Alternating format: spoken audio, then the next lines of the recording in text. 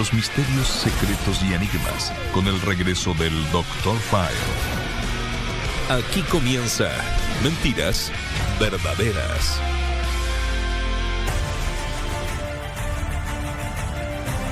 Claro que sí, muy buenas noches, bienvenidos. Es Mentiras Verdaderas que está en el aire, totalmente en vivo y en directo esta noche de jueves. Segundo episodio tras el regreso de nuestro buen amigo, el Dr. File. Qué gusto tenerlo por acá, doctor, nuevamente. Y hoy con un tema apasionante.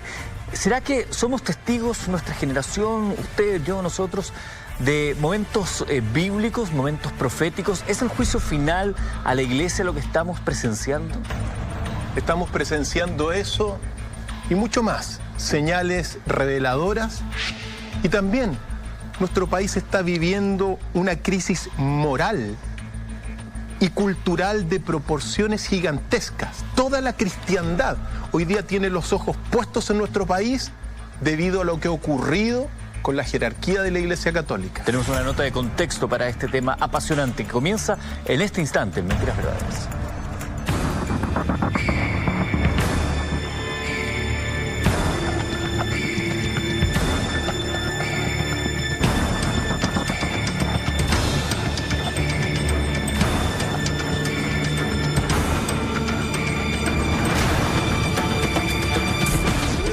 Mucho de la gente, de la confianza de la gente, y han utilizado su autoridad para abusar. Nosotros, como creyentes y cristianos, ya desconfiamos, ya no hay confianza en ellos. Y esto no es de ahora, es hace mucho tiempo, esto se viene arrastrando muchos años. Se perdió la credibilidad de la iglesia. Necesitabas que te acogieran, que te cuidaran, pero al contrario, te encontráis como con un enemigo. Siempre he discutido con los curas que debería ser casado, porque son hombres igual que nosotros. Que reconozcan su error, su falta y que paguen. Que los juzguen como laicos, como personas normales.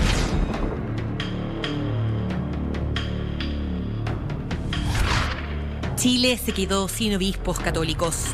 El viernes 18 de mayo todos, en la conferencia episcopal, presentaron su renuncia ante el Papa Francisco, marcando un hito en la historia de la Iglesia Católica.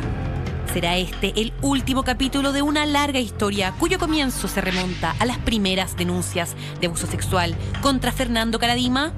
Algunos dirán que esto comenzó varios años antes. ¿Se podría hablar de la crisis más grave que ha afectado a la iglesia chilena? Todo indica que sí.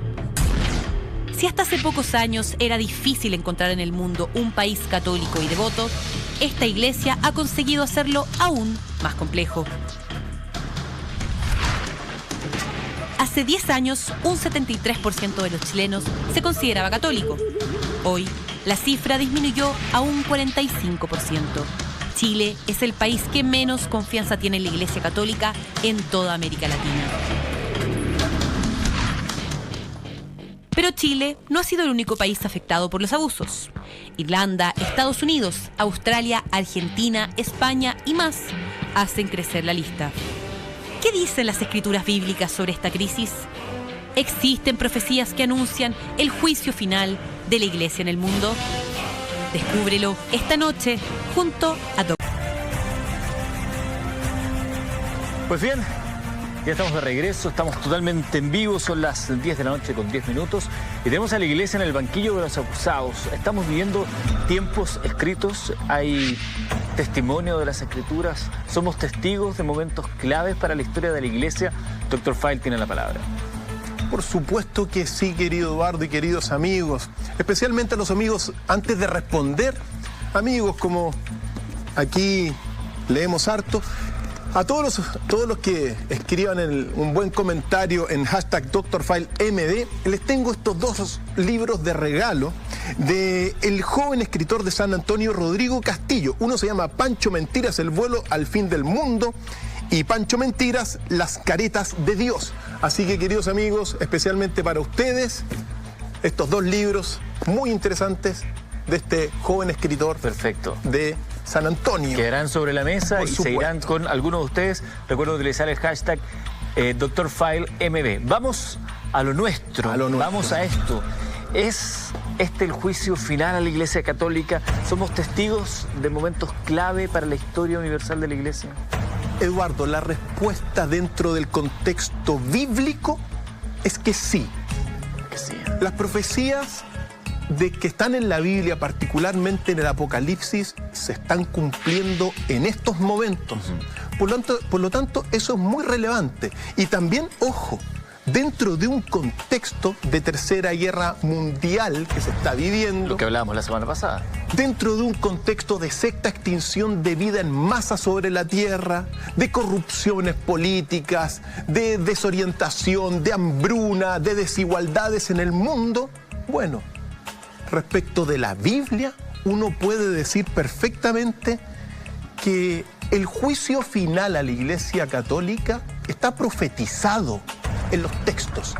Pero antes de meternos, ¿dónde está señalado eso? Uno, y sobre todo para los cristianos de corazón limpio, decir que, claro, muchos se consternan por esta renuncia de los 34 cardenales, por los delitos de pedofilia, pederastia y otras tantas cosas. Pero eso es señal también de que Jesús está en la tierra y que está peleando y luchando contra la Trinidad diabólica. Y esto es muy importante, Eduardo, porque Jesús no pelea solamente con uno, un diablo. ¿Ya? El diablo tiene 3 caras. Al igual que está la Trinidad Santa. Así es. Ah, perfecto, ya. Entonces está Lucifer, que es el gran imitador, que uno lo puede encontrar en la iglesia y en las iglesias. Pero también está Leviatán, que es el rebelde, y uno lo puede encontrar en las guerras. Hoy día Trump amenazó con tirar una bomba atómica, por cierto, a Corea del Norte.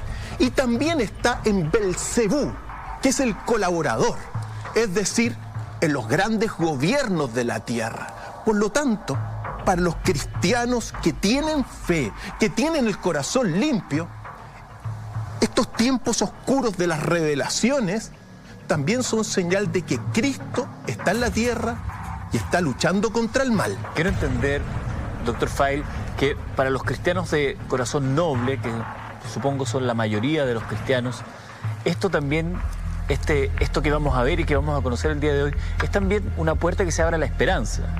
Por supuesto que sí, por supuesto que sí. Detrás de la oscuridad no está el dominio absoluto de la oscuridad. Está el Papa Francisco, que tiene la última palabra. Vamos a abordar eso también. Por lo tanto, estos son de alguna forma, a pesar de la consternación, son minutos de revelación divina que se está viviendo toda esta generación. Por eso yo digo, afortunados los que tienen la posibilidad de vivir en nuestra generación y darse cuenta de lo que se está, lo que está ocurriendo.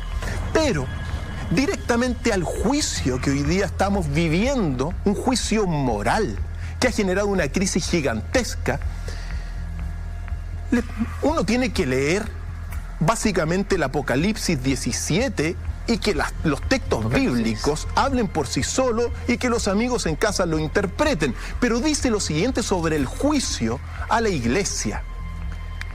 Recordemos que es el Apocalipsis de Juan, donde un ángel, uno de los 7 ángeles, se le presenta y dice lo siguiente: ven, te mostraré el juicio sobre la gran ramera, que se sienta sobre muchas aguas, con quien los reyes de la tierra cometieron fornicación, entre tanto que los que habitan la tierra fueron emborrachados con el vino de su fornicación. Primer elemento, la gran ramera es, en este sentido, bajo todas las interpretaciones, la Iglesia de Roma. Y los gobiernos, los reyes de la tierra, son los gobiernos que se han coludido también en toda esta maldad que lleva milenios. Después, y alcancé a ver a una mujer sentada sobre una bestia salvaje de color escarlata, que estaba llena de nombres blasfemos y que tenía 7 cabezas y 10 cuernos. Y la mujer estaba vestida de púrpura y escarlata y estaba adornada con oro y piedras preciosas y perlas. Y tenía en la mano una copa de oro que estaba llena de las cosas repugnantes y de las inmundicias de su fornicación. Cuando uno habla de 7 cabezas, las 7 colinas de Roma. Importantísimo, porque esto es lo que se está viviendo. Un juicio tremendo, pero anunciado. Por eso hay que estar de alguna forma atentos a las revelaciones divinas. Y también, muy cortito porque es mucho más largo, dice: y sobre su frente estaba escrito un nombre, un misterio: Babilonia la Grande, la madre de las rameras y de las cosas que repugnantes de la tierra. Y vi que la mujer estaba borracha con la sangre de los santos y con la sangre de los testigos de Jesús. Borracha de los sacrificios y de los abusos que han cometido los sacerdotes, muchos sacerdotes. Las 7 cabezas significan 7 montañas sobre las cuales se sienta la mujer. Y dice: las aguas que viste, esto es lo último, donde está sentada la ramera, significan pueblos y muchedumbres, y naciones y lenguas. Y los 10 cuernos que viste y la bestia salvaje, estos odiarán a la ramera y harán que quede devastada y desnuda, y se comerán sus carnes y la quemarán por completo con fuego. La destrucción total de la iglesia.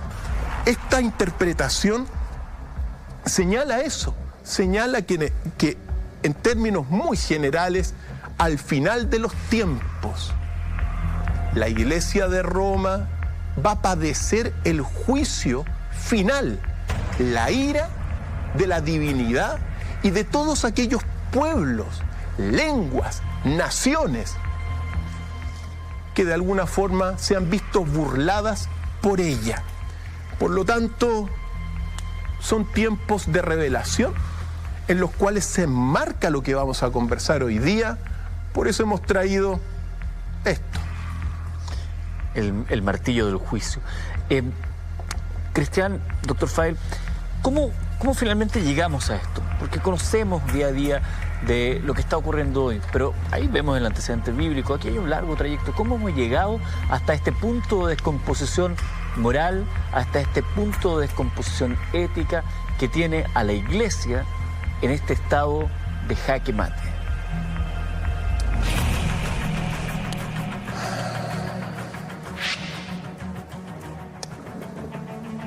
Eduardo, las cifras son catastróficas de la iglesia.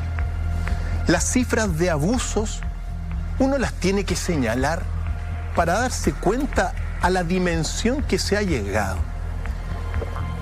La pedofilia, mira, los números de los abusos de la iglesia evidentemente no son exactos, pero sobre la base de fuentes fidedignas, particularmente de una editorial que se llama Ediciones B, junto con otra serie de investigaciones, uno ha podido llegar a ciertas cifras de esta cosa que es aberrante, que son los abusos.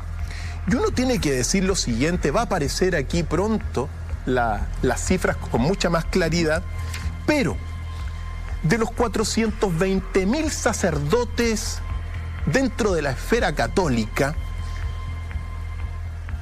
5.300 son obispos, 415.000 sacerdotes. Pues bien, las estadísticas señalan que el 95% de estos se masturba o se han masturbado. Como vemos en la gráfica. Como vemos en la gráfica. El 60% mantiene relaciones sexuales de modo habitual. El 60%. Así es. El 60%, y son cifras referenciales, ¿ya? Ahora, por cierto, dentro de este 60% que mantiene relaciones sexuales habituales, el 12% lo hace con niñas menores de 14 años. El 14% con niños menores de 14 años. El 21% con adultos varones, es decir, actos de homosexualidad, y el 53% con adultos mujeres. De ese universo del 60% de relaciones sexuales que vemos en la sociedad. Efectivamente. Ahora, el 26% soba a menores, o como se decía, les tocan las piernas, Claro, muchas veces. relaciones deshonestas. Algo bastante habitual en muchas partes. El 20% realiza prácticas homosexuales. El 12% es exclusivamente homosexual y, según estos estudios, el 7% comete abusos sexuales graves contra menores. Tremendo. Esos son las ¿Podemos repetir cifras. la fuente, por favor, de estas cifras para que nos quede claro a todos? Por supuesto. Primero uno tiene que decir algo claro. Los números no describen la realidad. Por supuesto. Los Son números son referencias para hacerse una imagen. Las cifras que acabamos de ver son fundamentalmente de investigadores de Ediciones B de Barcelona, y yo las he corroborado también con otras investigaciones, pero no las voy a nombrar porque son muchas. Perfecto. ¿Ya? Pero esas son las cifras y, ojo, es una referencia simplemente. Ahora bien, ¿cómo se llegó a esto, querido Eduardo? ¿Cómo se llegó?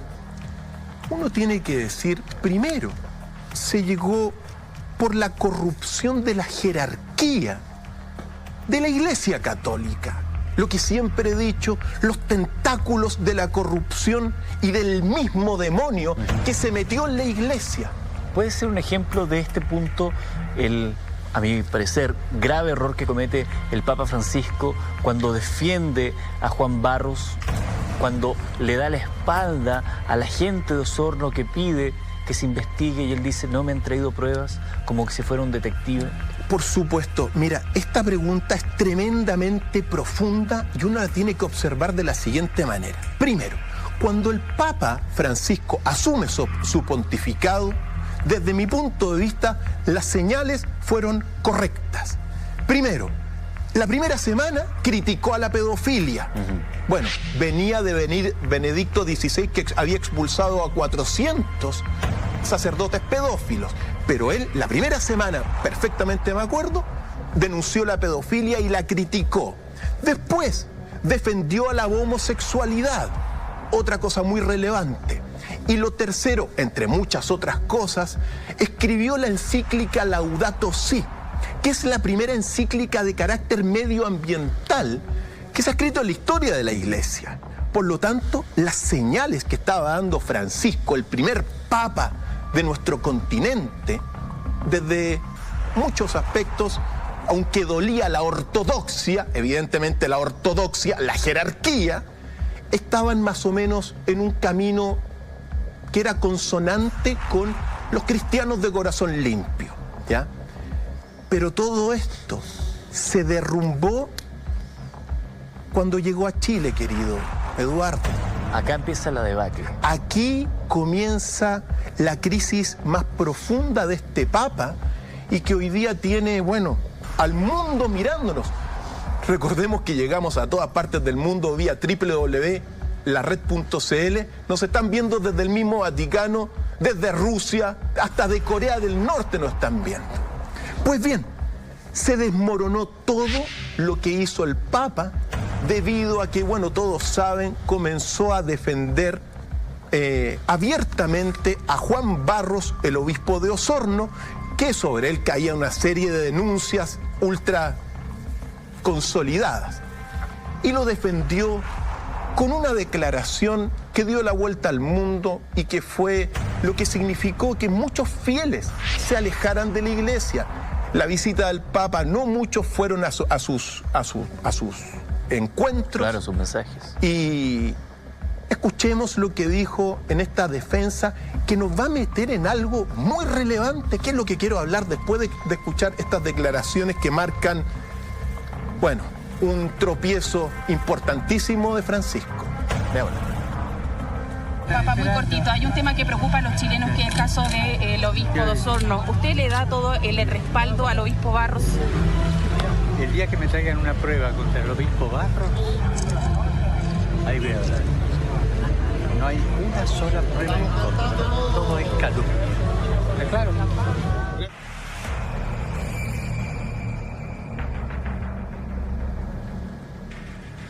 Todo es calumnia, dice. El día que me traigan una prueba contra el obispo, no hay una sola prueba. Es impresionante. De esa declaración a lo que hemos visto por estos días, al acercamiento, al envío de una persona específica de alta confianza del Vaticano para escuchar a las víctimas, hay un vuelco rotundo en el actuar del Papa Francisco. Por supuesto. Y también uno tiene que darse cuenta que en el momento que da estas declaraciones, se hace cómplice y encubridor de todos los actos que hizo el obispo de Osorno.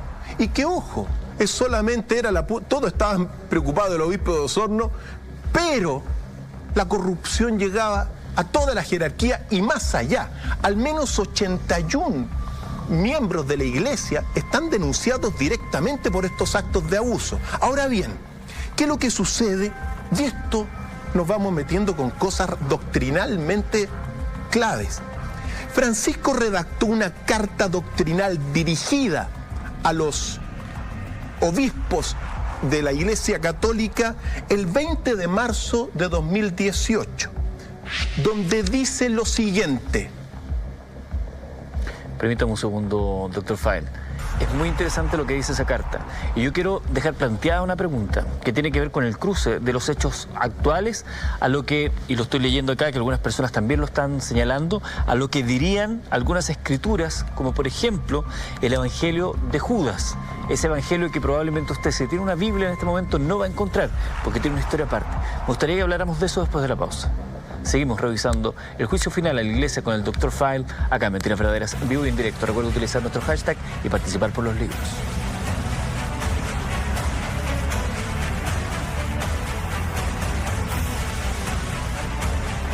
Del juicio de la iglesia, de las profecías, vamos a hablar del Evangelio de Judas y, por supuesto, entre todos aquellos que utilicen nuestro hashtag, que es Dr. File, DR File, el que está ahí en pantalla, Dr. File MB, ahí como estamos viendo en pantalla, doctor, la palabra doctor, estaremos sorteando estos dos libros, Pancho Mentiras, Las Caretas de Dios, y Pancho Mentiras, El vuelo al fin del mundo, de Rodrigo Castillo. Dr. File, le había dejado planteado esta situación a propósito de las declaraciones del Papa Francisco y cómo podemos ligar esto que está ocurriendo hoy, que nos toca directamente a nuestro país. Acá en Chile comenzó esta debacle, según sus palabras, y cómo lo podemos ligar con escrituras. Partíamos con la Biblia, pero también el Evangelio de Judas. Usted quiere entrar al tiro en el Evangelio de Judas. Me gusta el Evangelio de Judas. Pero antes quiero decir lo siguiente, porque habíamos quedado, acuérdate, Eduardo, en la declaración donde Francisco defiende al Papa.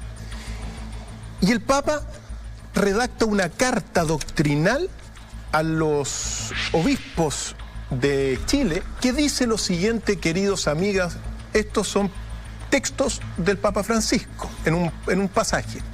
Reconozco, y así quiero que lo transmitan fielmente, que he incurrido en graves equivocaciones de valoración y percepción de la situación, especialmente por la falta de información veraz y equilibrada. Esto tiene dos aspectos donde uno se tiene que detener. El primer aspecto es que la información que le entregó la jerarquía no es veraz y está equivocada. Eso es lo primero. Pero lo segundo, muy importante, es que el Papa reconoce que se equivoca. ¿Y por qué me detengo en esto?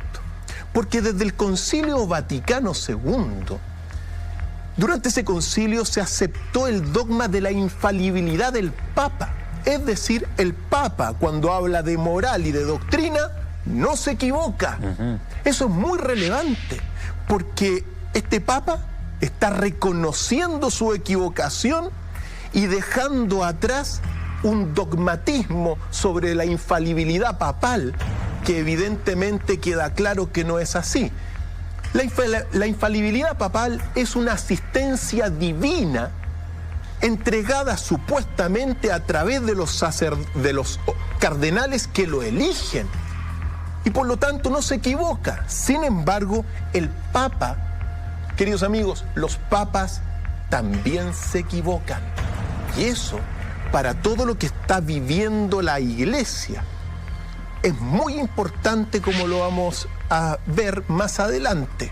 relevante, muy relevante. Ahora bien, como tú decías, en el Evangelio de Judas, nosotros estamos viviendo en tiempos proféticos dentro del contexto católico cristiano, sí. Las profecías se están cumpliendo de la Biblia, pero al mismo tiempo, aquí yo tengo en mis manos el Evangelio de Judas. Que no está en la Biblia. Que no está en la Biblia y que es un texto, ojo, anónimo del siglo II después de Cristo, donde se presenta a Judas primero como el 13º apóstol, muy importante, como el mejor amigo de Jesús y el que mejor lo comprendía, y también como una figura clave porque él es el que entrega el cuerpo que reviste a Jesús para el cumplimiento de la salvación de la humanidad según la doctrina. Por lo tanto, aparece como un colaborador del plan divino. No como el traidor, que era la historia que habitualmente nosotros conocemos de Judas. Por supuesto que sí. Libro clave donde no lo vamos a profundizar hoy día. Espero que otro día, porque merece un capítulo aparte. Completo. Efectivamente. Pero dice lo siguiente en un pasaje. ¿Y qué es lo relevante, amigos? Porque uno lee estas cosas, porque lo importante es el mensaje. El mensajero no importa. Claro. Incluso es anónimo. Pero el mensaje, este texto que yo les voy a leer, tiene casi 2000 años. Y en un pasaje... Y que, perdón, casi 2000 años, pero que además es de un descubrimiento reciente, esto es de los años 70, ¿no? Por supuesto que sí. Son todas las...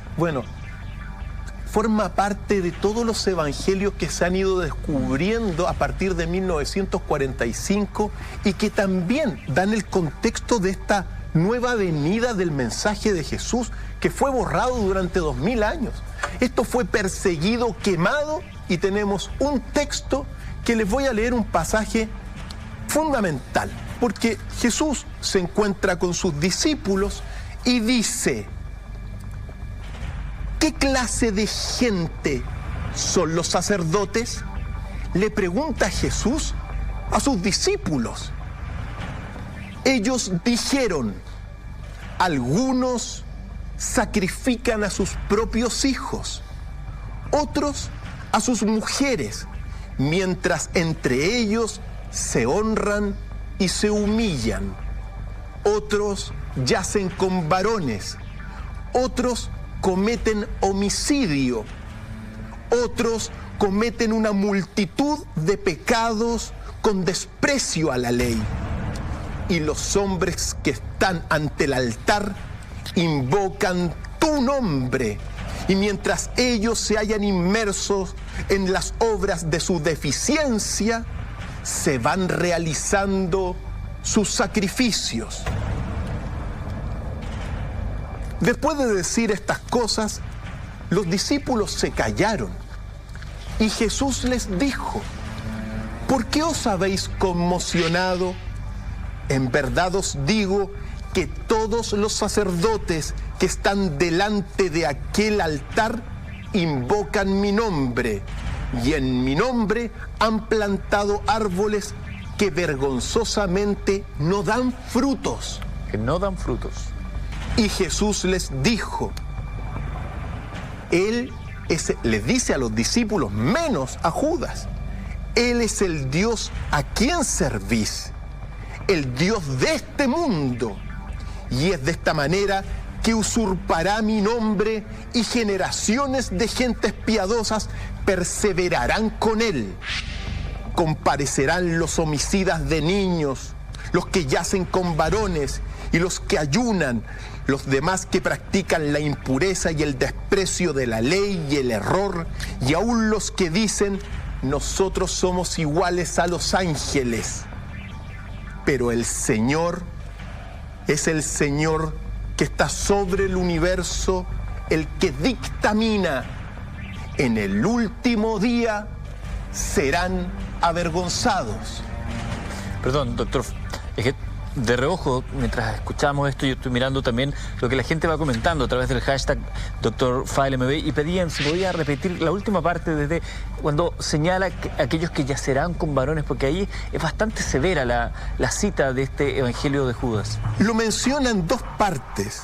Al principio, cuando lo dicen los mismos discípulos, claro, describiendo a los sacerdotes de hace 2000 años atrás, o al menos 1850 años atrás. Algunos sacrifican a sus propios hijos, otros a mujeres, a sus mujeres, mientras que ellos se honran y se humillan. Otros yacen con varones, otros cometen homicidio, otros cometen una multitud de pecados con desprecio a la ley e invocando tu nombre. Y en la última parte lo vuelve, ahora lo señala Jesús según este Evangelio. Los homicidas de niños, los que yacen con varones y los que ayunan, los que practican la impureza y el desprecio de la ley y el error, y aún los que dicen nosotros somos iguales a los ángeles. ¿Y qué es lo relevante y profético, querido Eduardo y amigos en casa? Pero es el Señor que está sobre el universo, el que dictamina: en el último día serán avergonzados. Y hoy día están siendo avergonzados frente a todo el mundo, no solamente la jerarquía de la Iglesia Católica chilena, sino que otras jerarquías también de la Iglesia. O sea, podríamos estar circunscritos dentro de este último día que señala este Evangelio. Por supuesto que sí, por supuesto que sí.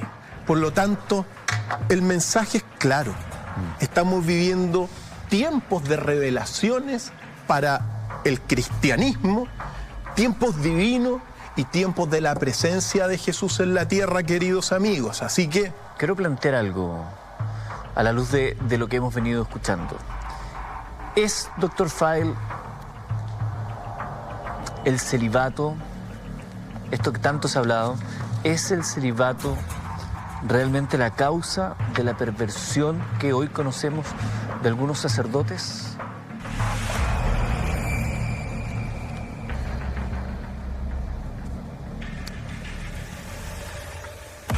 Esa es una pregunta del millón. Que es la que se hace toda la gente y es parte de la discusión cotidiana. Esto tiene 2 o 3 dimensiones para abordarlo.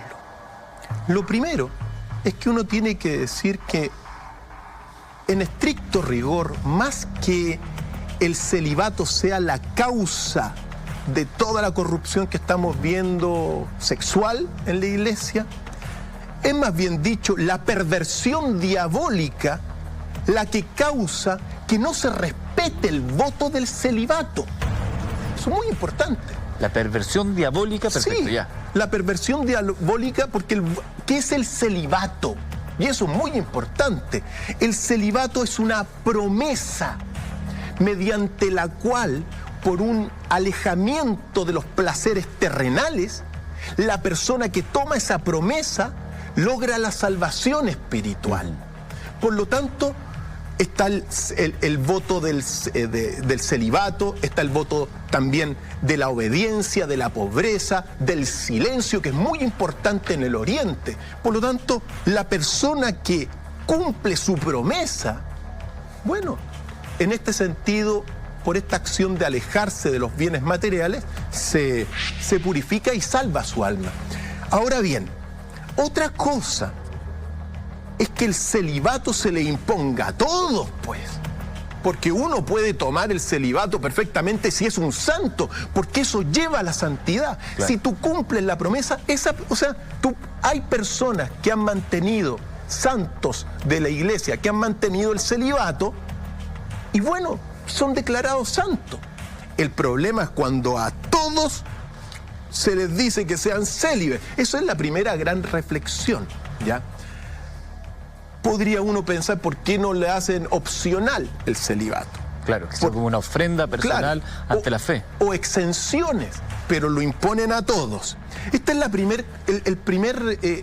primera dimensión para hablar el problema. Ahora bien, aceptando que la Iglesia lo ha impuesto a todos los sacerdotes, un acto que es bastante antinatural para el común de los normales, no tener relaciones sexuales es antinatural, sobre todo cuando uno se da cuenta que el 95% de los sacerdotes ha practicado la masturbación. Bueno, nos mete a la segunda dimensión de esta gran problemática, que es cuando la Iglesia comienza a imponer el celibato a todos y qué es lo que pasaba antes de este momento. Entonces eso nos lleva fundamentalmente a lo que son las tradiciones antiguas, porque hace 2000 años Jesús estuvo con sus apóstoles. Todos los apóstoles, sin excepción, eran casados y tenían hijos. Pablo incluso, que no lo menciona, es muy posible, era viudo porque era miembro del Sanedrín, y solamente los casados podrían ser miembros integrantes del Sanedrín. Ahora bien, esto está escrito particularmente en... Estamos revisando la Biblia. Por supuesto que sí, esto está en Corintios 7, donde hay un pasaje, Corintios 9, 5. Tenemos, esto hablan los discípulos, tenemos autoridad para llevar en derredor a una hermana como esposa, tal como los demás apóstoles y los hermanos del Señor y Pedro. Es decir, todos tenían esposas, primer elemento fundamental, o sea, toda la creencia cristiana se basa en apóstoles que tenían sus relaciones sexuales normales y que tenían parejas, hijos, y que tenían hijos. Primer elemento. Segundo elemento fundamental es que uno se tiene que detener particularmente en la relación que tenía Jesús y María Magdalena, ¿ya? Porque acá tengo, queridos amigos, otro evangelio, el evangelio de Felipe, evangelio que no está en el canon de la jerarquía que ha renunciado y que está puesta en entredicho, sino que son los evangelios secretos y descubiertos últimamente. Este es uno, digamos, el original griego también es del siglo II. Y esta es una traducción copta del siglo IV. Perfecto. Y el evangelio de Felipe dice lo siguiente, que es muy relevante.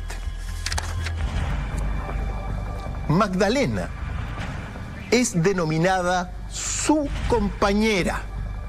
Primera clave, la compañera de Jesús. Y en otro pasaje del Evangelio de Felipe dice: la compañera del Salvador es María Magdalena. El Salvador la amaba más que a todos los discípulos y la besaba frecuentemente en la boca. Los demás discípulos se acercaron a ella para preguntar. Ellos le dijeron: ¿por qué la amas más que a todos nosotros?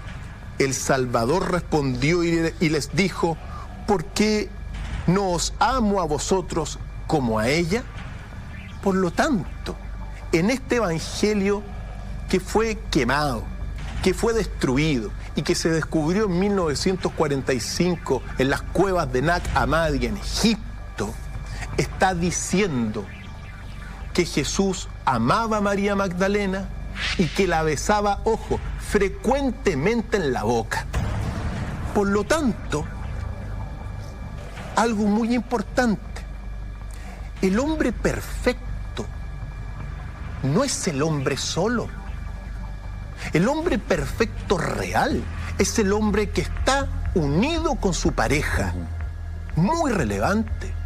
El hombre y la mujer unidos en un huevo de luz. Relevante. Por lo tanto, primer elemento, estamos viendo hoy día un celibato que está en contra de los mismos pasajes bíblicos, Claro. o sea, la misma historia de Jesús y de los apóstoles, reconocidos en la Biblia y reconocidos en los antiguos textos secretos. Ahora bien, existe otro evangelio muy cortito porque se encontró así un papiro que se llama el Evangelio de la esposa de Jesús. El Evangelio de la esposa. Así se llama, muy cortito, que por cierto se hizo público el 18 de septiembre del año 2012. 18 de septiembre, inolvidable fecha Mira. para nosotros, ¿ya? Y también la traducción copta del siglo IV de un original del siglo II después de Cristo, Perfecto. griego. Y cito textualmente: Jesús les dijo, mi esposa. Los discípulos discuten si María es digna y Jesús les contesta, puede ser una de mis discípulos. Por lo tanto, este texto de esa datación está diciendo que María Magdalena ya no solamente Jesús la amaba, sino que es reconocida como la esposa de Jesús. Y al menos están ahí. Uno siempre cuando ocurren estas situaciones divinas para los cristianos de corazón limpio, uno tiene que recoger los mensajes, ponerlos en contexto y la última interpretación los tienen los amigos en casa. Por lo tanto, esta es la segunda gran dimensión del problema del celibato. Jesús no era célibe porque besaba a María Magdalena en la boca. Los apóstoles tampoco eran célibes, sino que eran en ese sentido hombres perfectos. Y la tercera dimensión del problema del celibato comienza con la institución. Es decir, en torno poco a poco comienza a imponerse esto de que los sacerdotes no puedan estar con mujeres. Particularmente comienza en el concilio de Elvira del año 306, donde todo sacerdote que duerma con su esposa la noche antes de dar misa perderá su trabajo. Primer elemento. Perdón, este año que lo acabo de notar, año 306, sería el primer antecedente que habla de la imposición del celibato como una estructura, una forma de ser de esta iglesia. Es la antesala, porque exactamente en el año 325, en el concilio de Nicea, se decreta que una vez ordenados, los sacerdotes no pueden casarse, por lo tanto, de esta forma, con otras cosas, se proclama el credo de Nicea.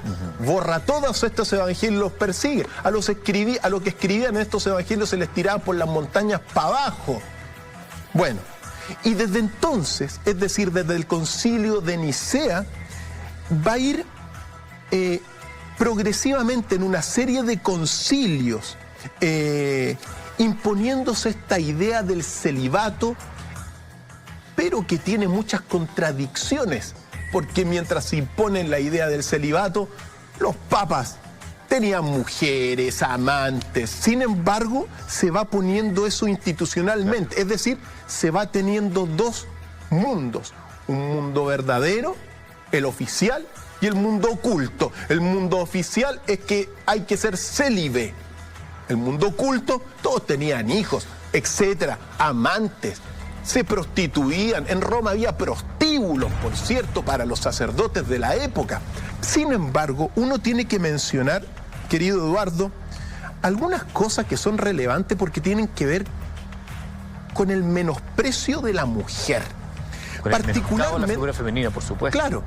Y eso tiene que ver, por ejemplo, con San Agustín, del 401, un santo de la Iglesia fundamental doctrinalmente, pero dice textualmente aquí en las Confesiones de San Agustín, que tengo aquí en mis manos, texto del siglo III o IV. Dice a San Agustín, porque recordemos que San Agustín fue un súper pecador que después se arrepiente Se convirtió, claro. y se convierte. Pero dice lo siguiente: bueno es al hombre no tocar a mujer. Y el que está sin mujer piensa en las cosas de Dios y en cómo le ha de agradar. Pero el que está ligado con el matrimonio piensa en las cosas del mundo y en cómo ha de agradar a la mujer.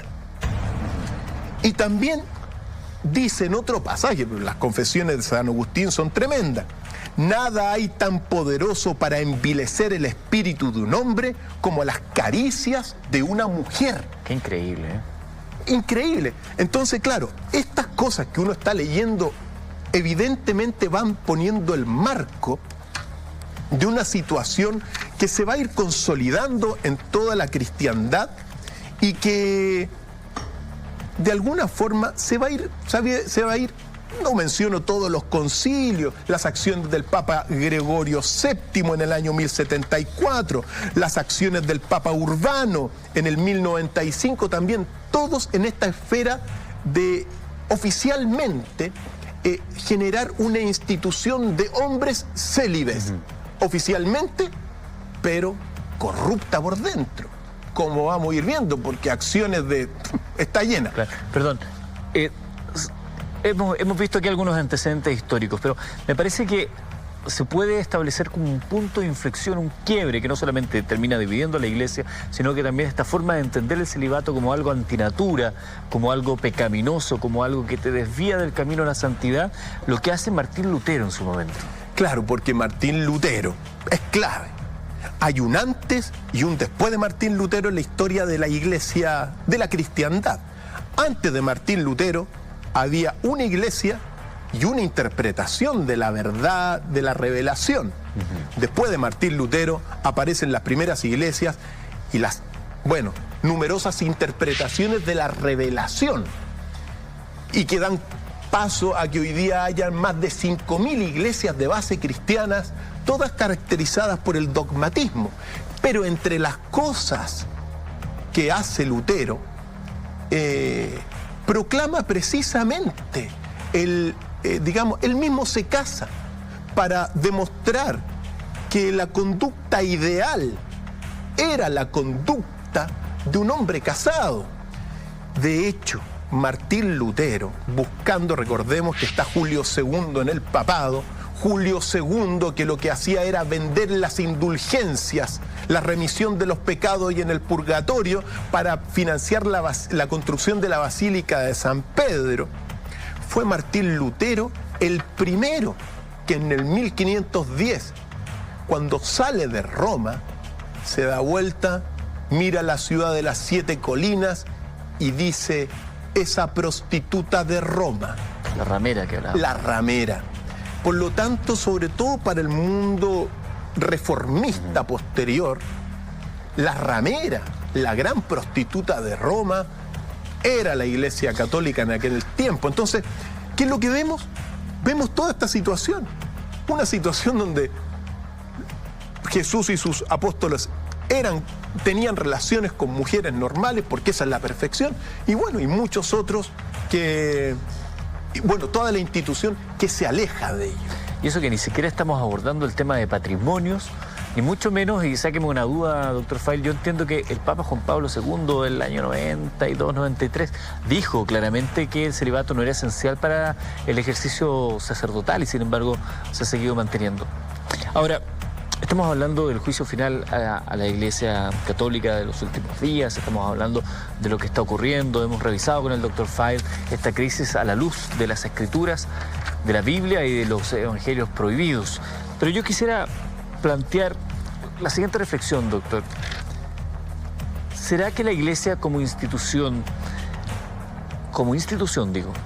ha cometido abortos, infanticidios? ¿Le ha fallado a su pueblo la Iglesia como institución?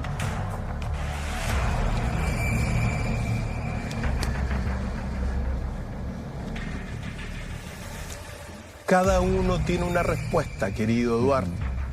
Pero sí me gustaría recordar al menos 2 cosas sobre esa pregunta difícil. El concilio del año 836 de Aix-la-Chapelle admitió en sus escritos que en los conventos y monasterios se han realizado abortos e infanticidios para encubrir las actividades de los clérigos que no practican el celibato. Año 800. Por lo tanto, en las catacumbas de muchos monasterios, las cosas que se hacían, bueno, y que se siguen haciendo hasta el día de hoy, son tremendas. Y al mismo tiempo, uno tiene que recordar, mira, quizá la solución a todo este problema del celibato la dio San Ulrico. San Ulrico, ¿cuándo San fue eso? Ulrico. ¿De qué año estamos hablando? Murió en el 973 y aquí está apareciendo, afortunadamente aquí tenemos a San Ulrico, fantástico, pero que es una persona que argumenta lo siguiente textualmente según esta síntesis y dice que basándose en el sentido común y la escritura, la única manera de purificar a la Iglesia de los peores excesos del celibato es permitir que los sacerdotes se casen y tengan sus parejas.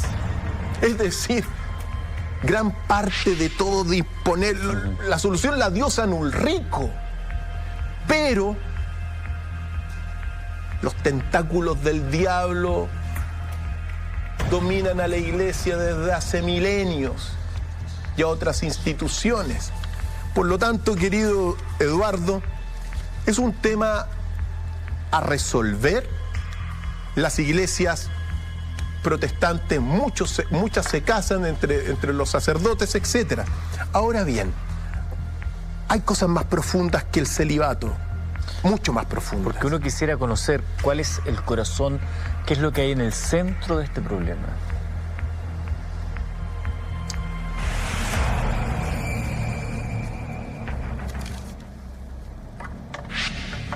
¿Cuál es el corazón del problema?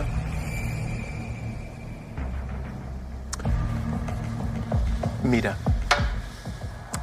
bajo los estudios e investigaciones que uno ha hecho, desde mi punto de vista de los antecedentes, el corazón del problema que se está viviendo hoy día con las denuncias de pedofilia y abusos y sacrificios de niños e inmoralidad de la Iglesia está fundamentalmente en el Código del Derecho Canónico. Ahí está. El Código de Derecho Canónico, publicado en 1983, de alguna forma protege a todos los sacerdotes de los abusos, de los crímenes, de los delitos que cometen en sus diócesis. Es decir, el derecho canónico significa una protección institucional a todos los sacerdotes, donde el único que tiene la última palabra es el Papa. Por lo tanto, Francisco en este minuto tiene el sartén por el mango si quiere dar una buena señal. Pero me permito señalar algunas cosas sobre el derecho canónico para que sepan cuáles son las penas, pues. El libro cuarto, casi nadie lee este derecho canónico, yo me permití leerlo un poco y me fui al libro cuarto de las sanciones de la Iglesia. Digamos, esto es como el Código Civil que rige a los sacerdotes. Por supuesto que sí. El canon 1312 dice que las sanciones penales dentro de la institución a los delitos van a ser penas medicinales o censuras, o penas expiatorias o penitencias. En el canon 1339 se habla de amonestaciones al que está próximo a delinquir, te amonesta. Claro. En el canon 1340, la penitencia puede ser una obra de religión, piedad o caridad. en el canon 1347, amonestación y después censura. Y lo más grave, a lo que se puede exponer un sacerdote que ha sido descubierto en delito, y esto es oficiado por el Papa. Así es. Lo más grave está en el canon 1395, que es el pecado contra el sexto mandamiento del decálogo, es decir, no cometerás actos impuros. Es castigado con la suspensión, y después, si persiste, puede llegar a ser la expulsión del estado clerical. O sea, te violas a un niño y la máxima pena es que te expulsen de la iglesia. Y esto, perdón, doctor File, es bien relevante considerando que muchos de estos casos que se investigan a través de la justicia ordinaria ya no son posibles de ser castigados, sino que simplemente se determina si es verdad o mentira la acusación, pero no tienen un castigo mayor. El derecho canónico, que sí podría castigar de verdad, porque ahí no hay prescripción del delito, simplemente los castiga. De esa manera, como pero no te había terminado. Y precisamente hay prescripción, Eduardo. También incluye... En el canon 1362, la acción criminal prescribe después de 3 años, a partir del día del que se cometió el delito. Y en algunos casos, 5 años. Por lo tanto, uno puede darse cuenta, y hay otro pasaje del canon 1395 donde dice que el pecado que lo haya cometido con un menor que no haya cumplido los 16 años, textualmente, debe ser castigado con penas justas, sin excluir la expulsión. Es decir, uno está frente a un canon, a un código de derecho canónico, que es una verdadera... una gran plataforma jurídica para proteger. Por eso, Ricardo Esati, cuando llega después de Roma, dice: yo apliqué el decreto. Claro. Aplican esto, pues. No es severo. Entonces no es severo. Y uno tiene que decir esto lo siguiente, porque el diablo está metido adentro. Y uno tiene que saber lo siguiente, que los peores pecados, lo que más le gusta al diablo, es la inocencia. Por lo tanto, Eduardo, tenemos un código que, si se quiere avanzar en esta mutación que está viviendo la iglesia, la crisis que se está viviendo significa una mutación, no solamente moral, sino que doctrinal. Bueno, el código se tiene que reformar o reformular, porque esto es básicamente protección para todos los delitos. No hay mayores penas. Tremendo.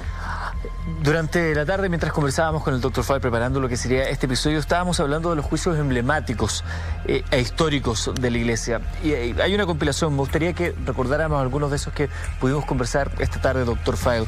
Me gustaría que uno que a mí particularmente me llama mucho la atención es lo que sucedió con el Papa Gregorio el Magno, que manipuló, y esto es algo que hoy en día ha estado tomando también fuerza, porque de alguna manera sustituye la imagen potente que podría haber llegado a tener María Magdalena, y sin embargo él distorsiona el sentido de la experiencia de María Magdalena en los evangelios.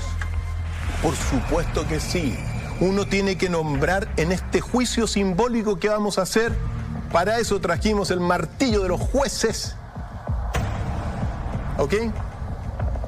Porque Gregorio I Magno, padre de la Iglesia del siglo V, muerto en el 604, lo que hace es consolidar una campaña de difamación contra María Magdalena, que sabemos que era la mujer de Jesús. Particularmente, queridos amigos, tomando quien empezó todo esto, que fue Efrén de Siria, otro doctor de la Iglesia, empezó a mezclar las Marías que aparecen en la Biblia, porque la Biblia hay varias. Hay varias Marías. La Iglesia ortodoxa, por cierto, las separa todas. Pero ¿qué es lo que hace Gregorio I Magno? tomando las manipulaciones de Efrén de Siria. Particularmente, queridos amigos, en la homilía 25 del año 591, recogida por la Patrología de Migne, volumen 78, libro segundo, homilía 25, Gregorio I señala lo siguiente: ¿y quién sino María Magdalena ha de ser esa pecadora arrepentida? ¿Y quién sino María Magdalena puede ser esa mujer adúltera? ¿Y quién podría ser esa María que vivía en Bretaña sino María Magdalena? Por lo tanto, ¿qué es lo que hace Gregorio? Gregorio I, lo que hace es formarte el arquetipo de la pecadora prostituta arrepentida que se redime por las palabras de Jesús. El modelo cristiano lo tenía Pedro, lo tenía ahora María Magdalena, prostituta arrepentida, pero falsificó la verdadera historia y la verdadera relación que tenía con Jesús María Magdalena. Por lo tanto, queridos amigos, Gregorio I Magno, culpable por manipular la historia verdadera de María Magdalena. Si me permite un segundo, doctor Feil, hay un documental que se llama Las Dos Marías, que es relatado por Sigourney Weaver, la actriz. Por ahí lo pueden encontrar dando vuelta en YouTube. Y ese documental habla justamente de este trabajo que se hizo con la figura de María Magdalena. Hay muchos libros también que hablan, que incluso pondrían a María Magdalena a la altura de una mujer que era capaz de colaborar económicamente con los apóstoles. Por lo tanto, ella podría haber peleado o al menos disputado la jerarquía máxima de lo que posteriormente sería esa iglesia de Cristo. Uno de los primeros juicios emblemáticos. El otro juicio que me gustaría recordar con usted, doctor Feil, es esa casa de brujas y la persecución contra las mujeres. Estamos viviendo momentos claves en nuestro país y en el mundo entero sobre la reivindicación de la mujer. Y por lo tanto, este punto de la casa de brujas a mí me parece clave también para entender de qué hablan las mujeres cuando dicen, por favor, paremos. Paremos, efectivamente. Paremos de la casa y de la persecución a las mujeres. Y esto nos tiene que remontar precisamente, mira, la Santa Inquisición. Se dice, mira, uno dice que mató a 500 mujeres, la historia oficial de la iglesia dice que mató a 500 mujeres, pero en realidad mató como a 500.000 antes de que empezara, digamos, la Inquisición. Se venía llevando una casa de brujas y una persecución a las mujeres que me voy a permitir revelarlas a partir de un texto de Etienne de Fouguers del siglo XII. Etienne de Fouguers, capellán del rey de Inglaterra, Enrique II de aquel tiempo. En el libro de los Caminos, este capellán sintetiza los 3 grandes pecados de las mujeres de la época para que se den cuenta, queridas amigas en casa. Yo siempre les digo a mis alumnas, a mis amigas, en la academia, que tienen mucha suerte de haber vivido en este momento, porque en los últimos 50 años las mujeres han avanzado más que en los últimos 5.000 años. Pero mira lo que dice. La mujer es la portadora del mal. Recordemos, si Eva, supuestamente, cosa errada, porque el verdadero autor del pecado original es Adán, eso es otro tema, ¿ya? Pero las damas, damiselas, camareras y sirvientas desvían el curso de las cosas usando prácticas en su mayoría culinarias. Es decir, transmiten en secreto, que se transmiten en secreto, cual más, cual menos, todas brujas. Las damas elaboran minuciosamente entre ellas sospechosas mixturas, comenzando por afeites, los ungüentos, las ceras depilatorias, trasvistiendo su apariencia corporal para presentarse engañosas a los hombres.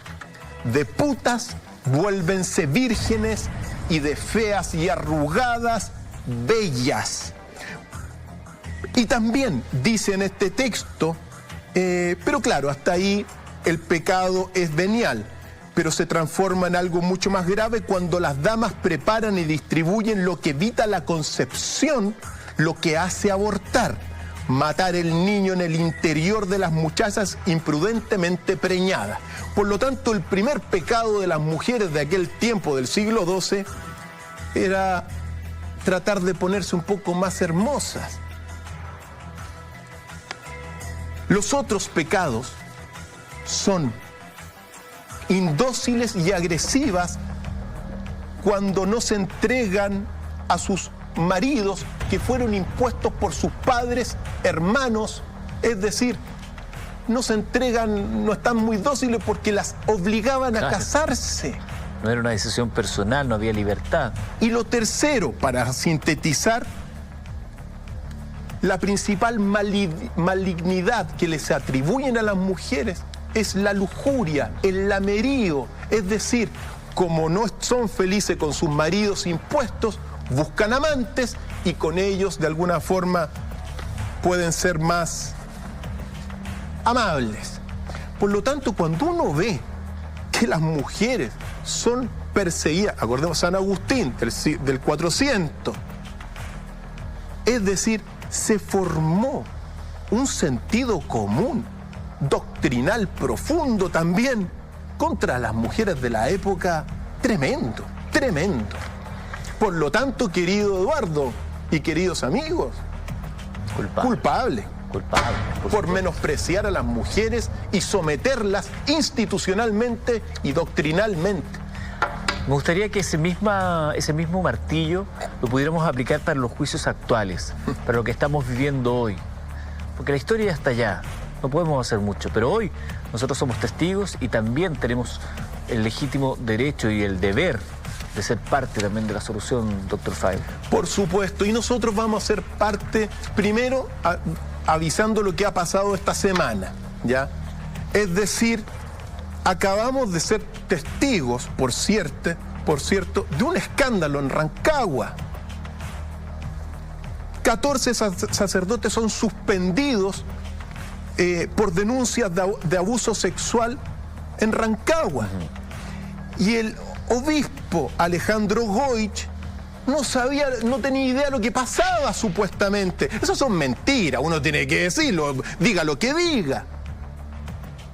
Pero se habla de la familia, de la abuela, de las tías, de los hijos, de las sobrinas, es decir, 14 sacerdotes bajo el mandato de la diócesis de Goich, corruptos, inmorales, una vergüenza. Y hoy día nos golpeó otra noticia, porque el párroco, particularmente de Villa Prat, Sergio Díaz del Maule, tiró otra denuncia, en este caso, no solamente contra, todos los sacerdotes de la región, sino particularmente contra el nuncio Ivo Scopola, contra Ricardo Esati y contra los obispos que encubrieron, según sus palabras, violaciones a los niños.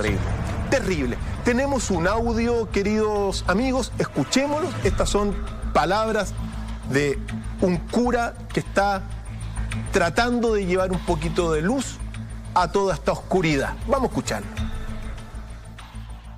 La verdad es que yo estoy choreado con toda la iglesia, con la jerarquía. ¿Por qué, padre? Estoy choreado con el nuncio. Mire, yo trabajo en todo Chile, en corte matrimonial. Y un cura violó varios cabros. Uno de esos se ahorcó.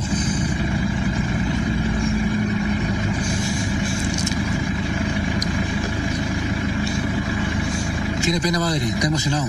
Se emociona con esta situación. Sí. Hablamos con el nuncio. Este Capolo. Esto no puede ser nuncio en Chile. Siento que es un bandido. Después de más de un año, el tipo no nos habló nunca más. El nuncio. Le entregamos todo lo que la iglesia nos pide en la anunciatura. Insistimos con los chiquillos. Y me dio cita a mí, ¿me entiendes? Me citó. Llegamos lloviendo, con frío, mojados como de uca ya. Y me llama el tipo y dice, a usted no lo recibo yo. O sea, no era por mí, cura, no era por mí, es por los chiquillos que iban conmigo. O sea, ¿cómo no voy a estar herido con este anuncio? Y el Papa en este confiaba plenamente. Por poner un ejemplo, chiquillos. Queridos amigos, es tremendo lo que dice el sacerdote Sergio Díaz. Es tremendo. ¿Qué dicen ustedes en casa, culpable o inocente el nuncio ante estas declaraciones? Para mí, culpable. Ok, culpable nuncio. ¿Ah? No escuchó a Sergio Díaz porque era un párroco humilde. Un párroco de corazón limpio que está tratando de sacudirse de toda esta inmundicia. Culpable.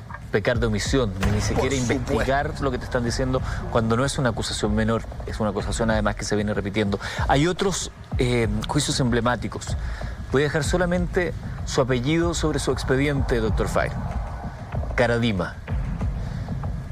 Al regreso de la pausa, seguimos hablando del juicio final a la Iglesia, lo que dicen las Escrituras y lo que estamos viviendo. Y por supuesto, la esperanza para ustedes que son el mundo católico, que están atentos a esta transmisión. Una pausa, regresamos.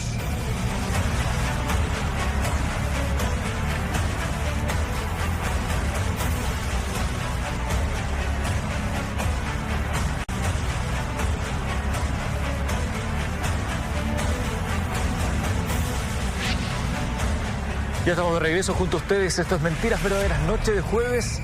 La cita es con el Dr. File. Hoy día estamos hablando de la Iglesia, de cómo enfrenta este juicio y un momento de pobreza y de derrumbe ético que afecta a esta institución.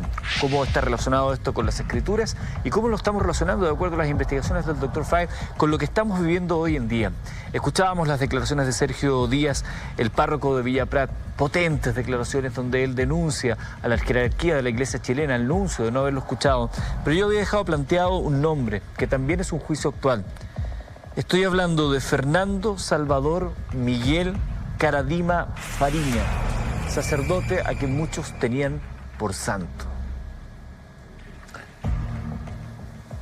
Y emblema de toda esta crisis en Chile. Un hombre que despertaba vocaciones. Por supuesto. Calificado hoy día por el New York Times como preferido de la burguesía pinochetista y cercano a Jaime Guzmán, Eliodoro Mate y otros. Así lo escribe el New York Times. Ahí lo estamos viendo. Aquí lo estamos viendo.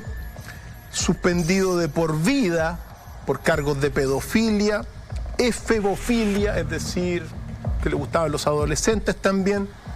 Y uno no tiene que olvidar la influencia que tuvo este sacerdote en la iglesia del Bosque, aquí en Santiago, muy influyente, y sus cómplices y encubridores como Juan Barros, obispo de Osorno, sus amigos Andrés Arteaga de la Universidad Católica, profesor de teología de la Universidad Católica, Horacio Valenzuela de Talca, Tomislav Koljetich de Linares, que lo llamaban el Santito. El Santito no. Si hay algo que uno puede observar acá, es la cara del adversario. Así luce el adversario, no un santito.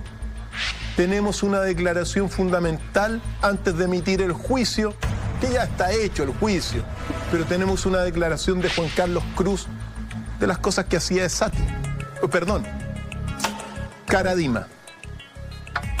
Como todo empieza a tantearte de a poco y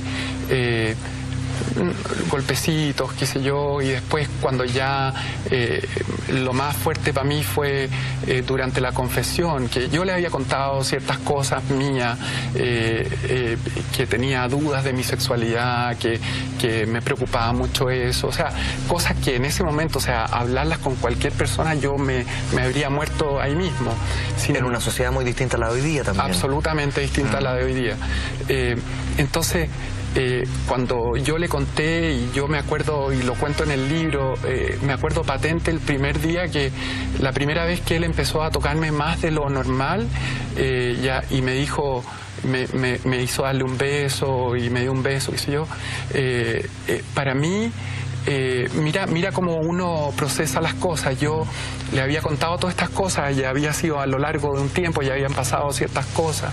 Entonces, para mí, yo sentí que ese era como el arriendo que yo iba a tener que pagar para toda mi vida por las maldades que yo había hecho. Entonces yo dejaba que él me hiciera lo que me hiciera y me mandara y me dijera lo que él quería, y me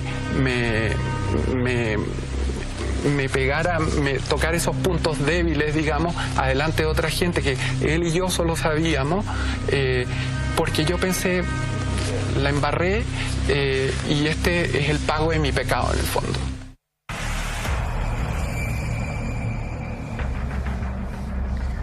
Un sujeto despreciable que, amparándose en el poder que le da la institución, utiliza las vulnerabilidades de algunos para su provecho personal. El gran imitador. Lo que hablábamos al comienzo. Lucifer se apodera de estos hombres para sus fines. El gran imitador está dentro de la iglesia. El diablo está dentro en su versión luciferina, tentador, abusivo. Porque yo también estudié tercero y cuarto medio en colegio salesiano, en el Patrocinio. Sé lo que es tener una inocencia y enfrentarse a los sacerdotes mirándolos como si fueran buenos. Y no muchos lo son. Muchos sí, por cierto, pero los malos están en las jerarquías, como lo hemos visto. Por lo tanto, el juicio a Caradima lo hacen ustedes, ¿o no? ¿Culpable? Culpable Caradima también. Doctor File, acaba de decir algo que es clave para el siguiente juicio. Los malos, porque los sacerdotes buenos los hay por montones, trabajando en silencio en las poblaciones, probablemente con los que más lo necesitan, pero hay muchos malos que están en la jerarquía. Y dos que van a pasar al banquillo de los acusados en este momento forman parte de esa jerarquía: Francisco Javier Errázuriz y Ricardo Esati. Los arzobispos de Santiago. Yo, trabajando en prensa de Canal 13 oportunamente, estuve muchas veces con Francisco Javier Errázuriz, porque me tocaba cubrirlo mucho. Y cuando uno se va dando cuenta, después del tiempo que va pasando, cómo se fue transformando en un encubridor de todo lo que hoy día se sabe. Encubridor. Y también al mismo tiempo cómplice. Lo mismo que sucede con Esati. No hay que olvidar estas cartas que se filtraron, donde calificaban a Juan Carlos Cruz de una serpiente. Sí, pues. Entonces, ¿quién es la serpiente acá? ¿Quién es la serpiente? ¿Hasta dónde hemos llegado, Eduardo? ¿Hasta dónde se ha llegado? Tenemos una declaración de Juan Carlos Cruz sobre estos dos arzobispos de Santiago encubridores. Es triste ver, y la falta de humildad, porque del cardenal Errázuriz, del cardenal Esati, de Barros mismo, pero de los dos cardenales, la falta de humildad. Yo no estaba, Jimmy y José fueron a el testimonio, al interrogatorio de Errázuriz, y lo veían a los ojos, y yo estaba pendiente y me estaban o whatsappeando o contando, y hablamos después. Y mientras Juan Pablo lo interrogaba, se notaba esta falta de humildad de estos hombres, o sea, de decir que no sabían nada, que no vieron nada, cuando hay pruebas irrefutables que dicen todo lo contrario, ¿te fijas? Entonces, yo no entiendo esta cosa. Bueno, la entiendo porque sé que son seres bastante poco, digamos, cercano a lo que tienen que ser, te fijas, obispos, líderes, portadores de Jesucristo, que es lo que menos tienen, te fijas, pero esta falta de humildad de ellos, de negar lo innegable, es absolutamente triste y doloroso ver, y que no aprenden nunca, y que se paran y mienten y mienten y mienten sin parar. Yo no sé cómo nosotros podemos seguir permitiendo una cosa así, nosotros como sociedad, digo yo.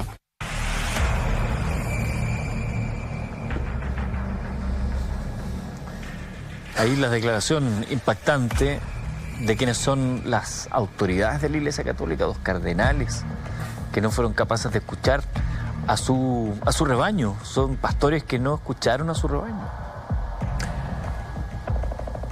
No, porque lo decía Juan Carlos Cruz, mienten, mienten y mienten. La mentira es también otra cualidad del demonio, doctrinalmente, teológicamente hablando. Entonces, ¿qué es lo que sucede muchas veces cuando el diablo se apodera de estas personas?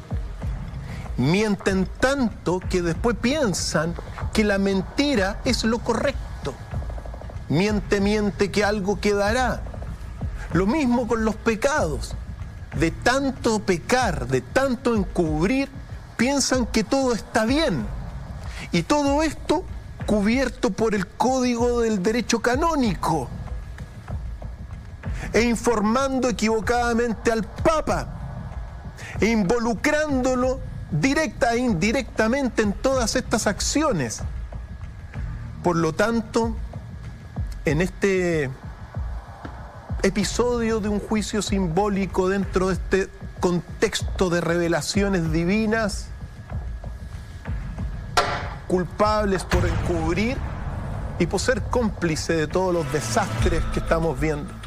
Hace algunos minutos, bueno, cuando el reloj había pasado apenas las 10 de la noche y comenzábamos esta reunión con el Dr. File, mencionaba, Dr. File, cuán importante habían sido los acontecimientos acaecidos en nuestro país con la visita del Papa Francisco.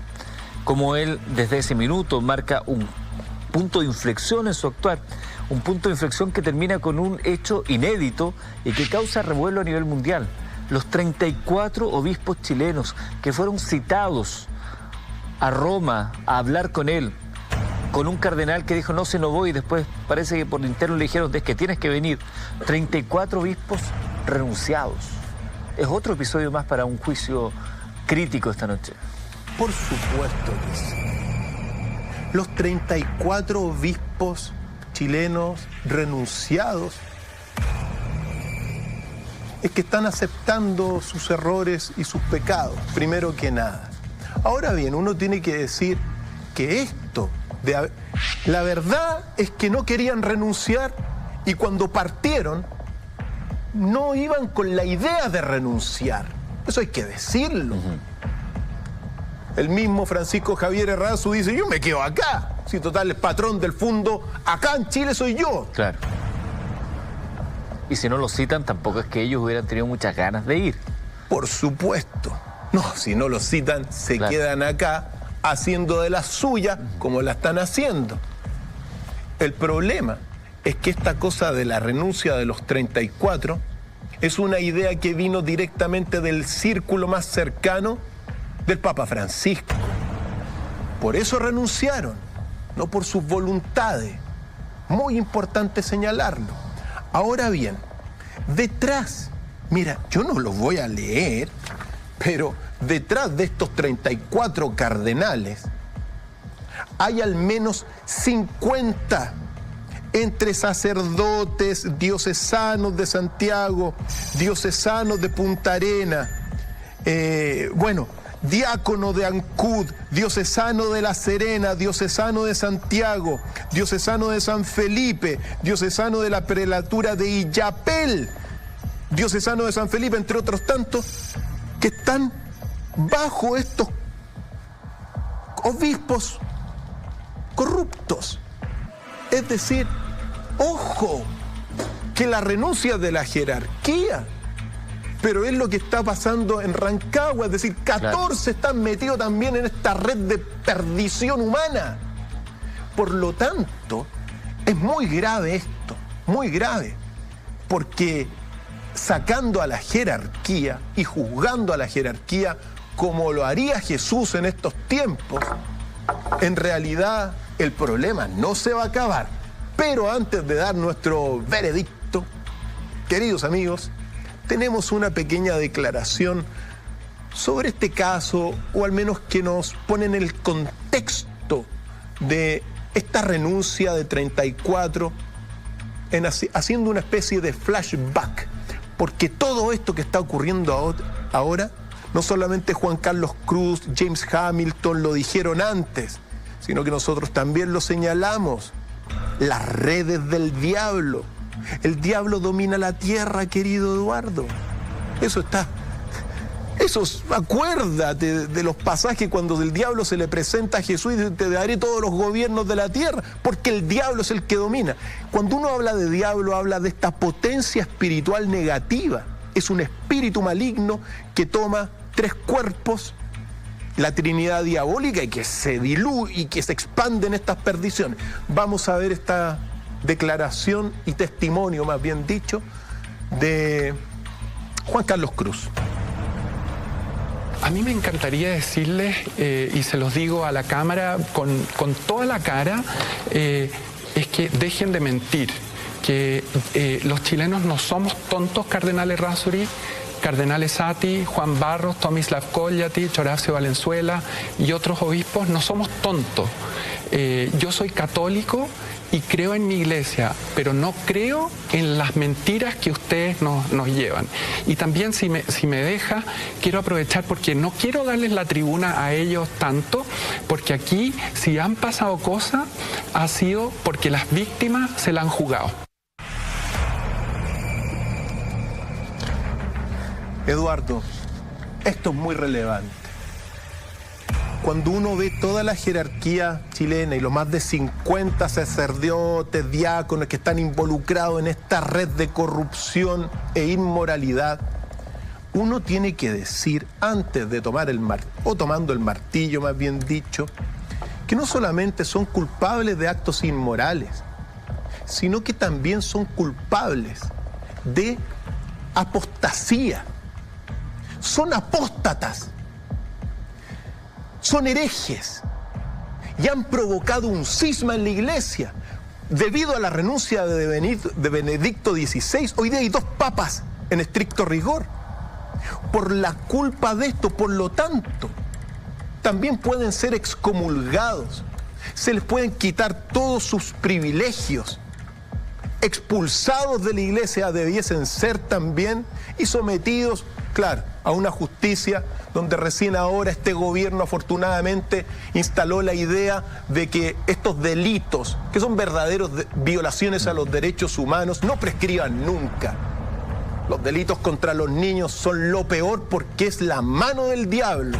Por lo tanto, la jerarquía entera y aquellos que están detrás de la jerarquía chilena no debiesen volver a la iglesia y debiesen estar en sus cárceles o quizá donde los jueces quieran, pero culpable, ¿ok? Voy a presentar otro nombre en la mesa, Dr. Fay. John O'Reilly. El favorito de la élite. John O'Reilly. Mira, aquí va a aparecer este personaje que fue sentenciado a 4 años y 1 día por el delito de abusos reiterados contra menores del Colegio Cumbres. Afortunadamente, el 21 de agosto del año 2015, el gobierno de aquel entonces revocó la residencia y será expulsado de Chile cuando cumpla la condena. Que se vaya de este país, que se exilie de este país. No merece estar acá. Está infectando nuestro país John O'Reilly, que fue en gran medida el gran recaudador de mucho dinero. Se codeaba con toda la élite de nuestro país. con los Mate, con los Luxich, con Solaris, claro, con los Gandarillas. Por lo tanto, John O'Reilly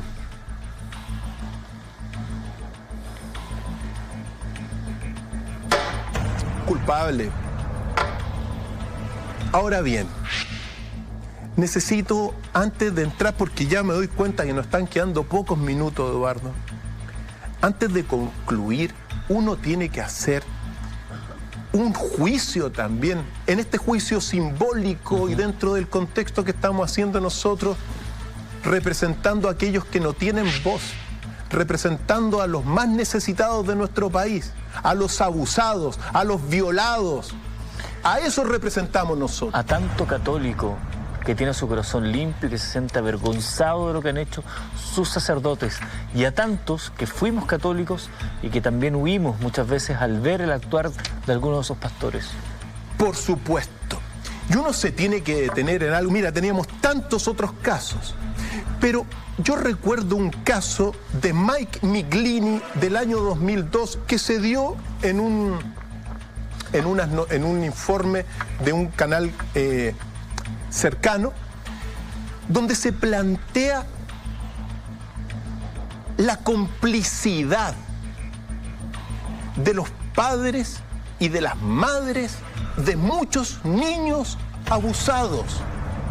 Sí, pues. Y esto es importantísimo, porque, por ejemplo, a John O'Reilly lo que los protegen son las mismas familias. Entonces, uno tiene que decir que también hay un juicio con todos los padres y las madres que, sabiendo que fueron abusados sus propios hijos, han dejado y no han hecho ninguna acción y no han denunciado. Hay complicidad. Hay complicidad y culpabilidad de ellos. Por lo tanto, ojo, esto que está ocurriendo en la iglesia chilena es un reflejo de lo que está ocurriendo, Eduardo, en todas las diócesis católicas del mundo entero. Tenemos casos en Irlanda, tenemos casos, una red de pedofilia en todo lo que es España, liderado por Carles Gordó. ¿Qué decir del caso de Marcial Maciel?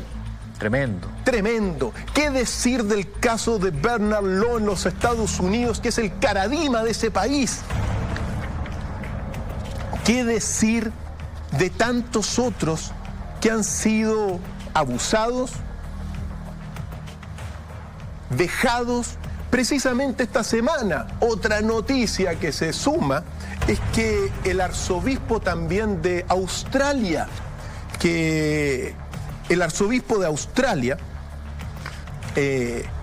fue condenado a 2 años también por encubrimiento. Philip Wilson.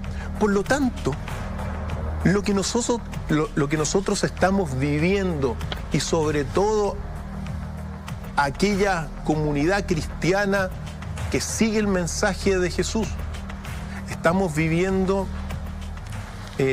aunque nos consterne, estamos viviendo un momento de gran revelación. Y esa revelación, Eduardo, es señal de que Jesús está en la tierra y está peleando contra el mal. Doctor File, ha sido 1 hora 54 hasta ahora de conocer este momento crucial de la iglesia, pero quiero preguntar algo.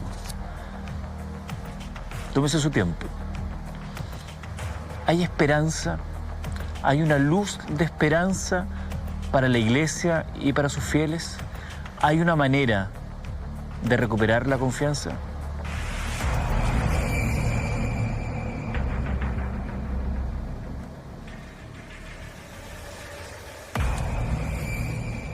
Eduardo, Chile está en el ojo del huracán hoy día. Estamos viviendo una crisis moral y cultural gigantesca. Todo el mundo cristiano del mundo, de toda la tierra, está pendiente de lo que va a hacer el Papa Francisco en este caso. ante la renuncia de todos los obispos chilenos, ¿la va a aceptar? La debiese aceptar para dar una señal. El Papa Francisco es la esperanza en este sentido de dar una señal. Ahora bien, la Iglesia está mutando, está cambiando, las creencias están cambiando. Y en este sentido, desde mi punto de vista, el Papa debe dar dos tipos de señales fundamentales.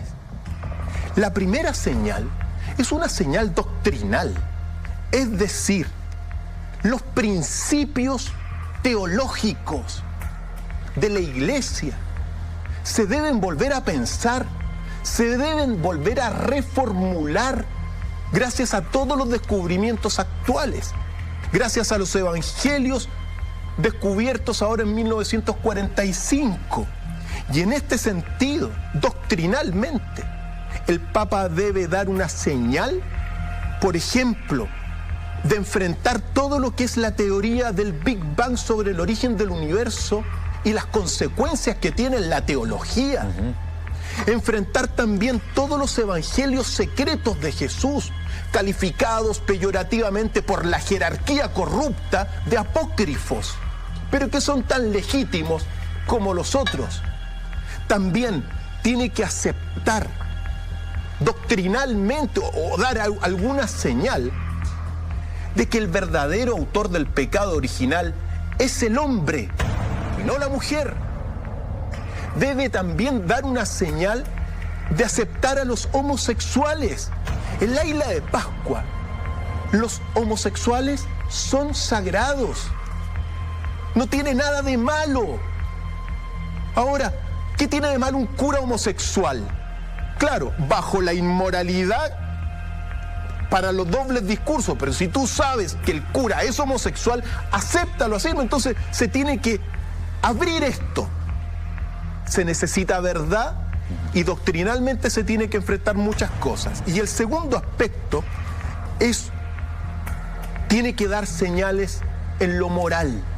Lo que necesitamos en la jerarquía son curas como Felipe Berríos, son curas como el Padre Hurtado. Hay muchos curas buenos, curas de parroquia, curas que son los verdaderos cristianos de corazón limpio. Como Sergio Díaz, a quien escuchamos. Como Sergio Díaz. Ese es el camino. Ese es el camino. Por lo tanto, hay esperanza. Y es de esperar que esta vez el Papa no se equivoque en lo que tiene que hacer. Yo agregaría solo un punto, doctor Fayl, a todo lo que usted ha dicho tan magistralmente en este cierre, en este corolario de esta conversación.